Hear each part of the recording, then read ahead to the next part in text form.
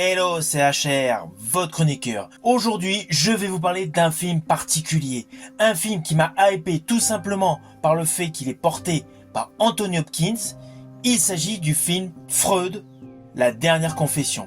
Alors je ne vous cache pas qu'au début, j'étais assez perplexe, car je suis loin d'être un expert de thèmes tels que la psychanalyse, que l'exploration de l'inconscient ou tout simplement des traitements concernant des troubles psychiques. Je me suis dit, le film risque d'être lourd. M'étant un aficionados de la filmographie d'Anthony Hopkins, je me suis dit, il faut que j'aille le voir. Eh bien, je vous le dis tout de suite, je ne regrette absolument pas. Naturellement, la performance d'Anthony Hopkins est exceptionnelle. Ce film biopic se concentrant sur le personnage Sigmund Freud est constitué de manière à être compréhensible par le plus large public possible. Alors oui, il y a un duel d'intellect entre la foi et le scepticisme. Il y a les notions de la mort, de la spiritualité. Énormément de thèmes forts qui ont naturellement été porteurs dans tous les écrits de Sigmund Freud.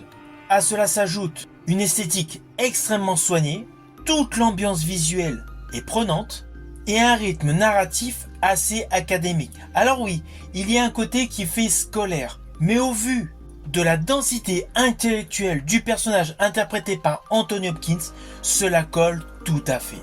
Surtout que l'acteur Matthew Goode, qui interprète Mr. Lewis, apporte une fluidité à la densité psychologique qui émane à chaque échange entre les personnages Freud et Lewis.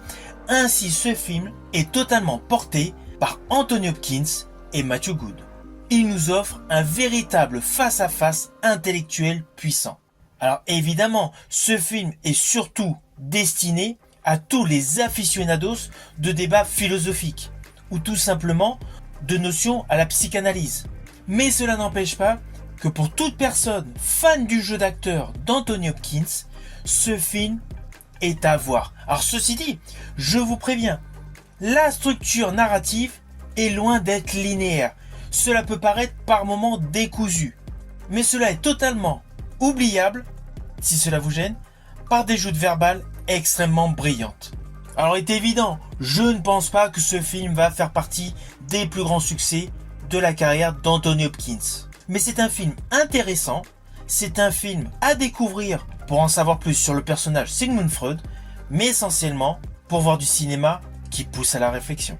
Si ma vidéo vous a plu, n'oubliez pas, petit pouce vers le haut, pensez au partage.